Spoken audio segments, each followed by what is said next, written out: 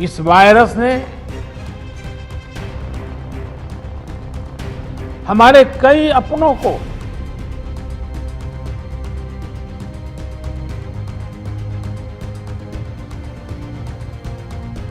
हमसे छीना है।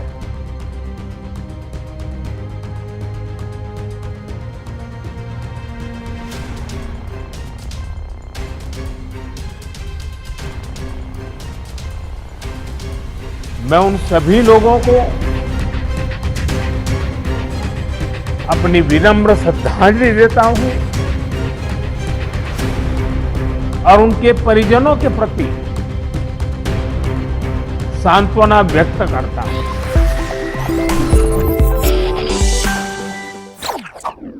मैं काशी का एक सेवक होने के नाते हर एक काशीवासी का हृदय से बहुत बहुत धन्यवाद देता हूं।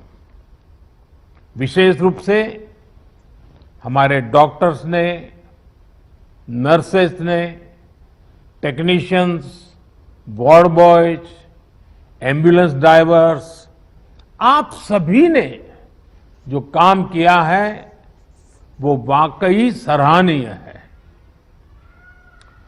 हालांकि ये महामारी इतनी बड़ी है कि आप सबके इस कठिन परिश्रम और असीम प्रयासों के बावजूद भी हम अपने परिवार के कई सदस्यों को नहीं बचा पाए। इस वायरस ने हमारे कई अपनों को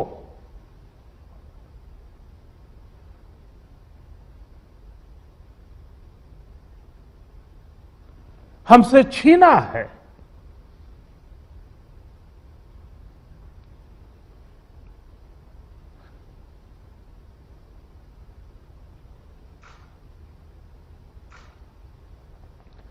मैं उन सभी लोगों को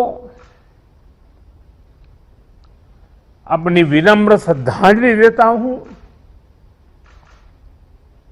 और उनके परिजनों के प्रति सांत्वना व्यक्त करता हूं।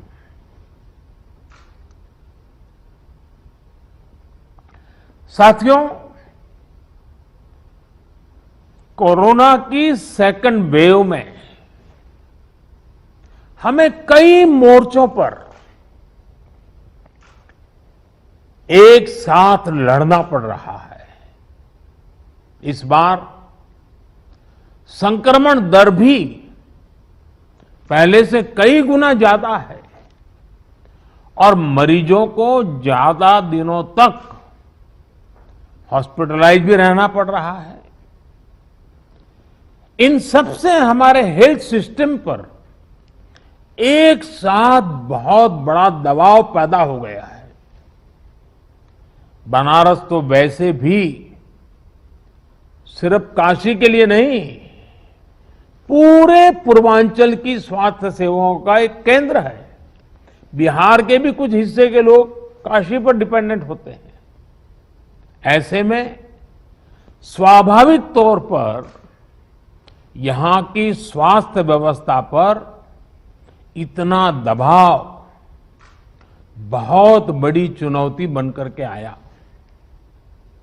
पिछले 7 सालों से यहां के हेल्थ सिस्टम को लेकर जो काम हुआ उसने हमारा बहुत साथ दिया।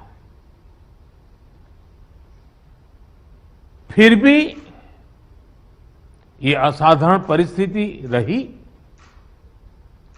हमारे डॉक्टर्स, हमारे हेल्थ वर्कर्स के इतने बड़ी परिश्रम से ही इस दबाव को संभालना संभव हुआ है।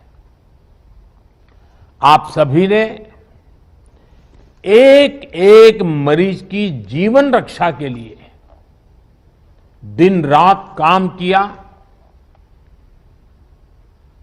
खुद की तकलीफ, आराम, इन सब से ऊपर उठकर जी जान से जुटे रहे, काम करते रहे। आपकी इस तपस्या से बनारस ने जिस तरह इतने कम समय में खुद को संभाला है, आज पूरे देश में उसकी चर्चा हो रही है। साथियों, इस मुश्किल दौर में बनारस की सेवा में लगे हमारे जनप्रतिनिधियों ने और अधिकारियों ने भी, हमारे सुरक्षा बलों ने भी लगातार काम किया है। ऑक्सीजन की सप्लाई को बढ़ाने के लिए ऑक्सीजन प्लांट शुरू किए गए, कई नए ऑक्सीजन प्लांट भी लगाए गए।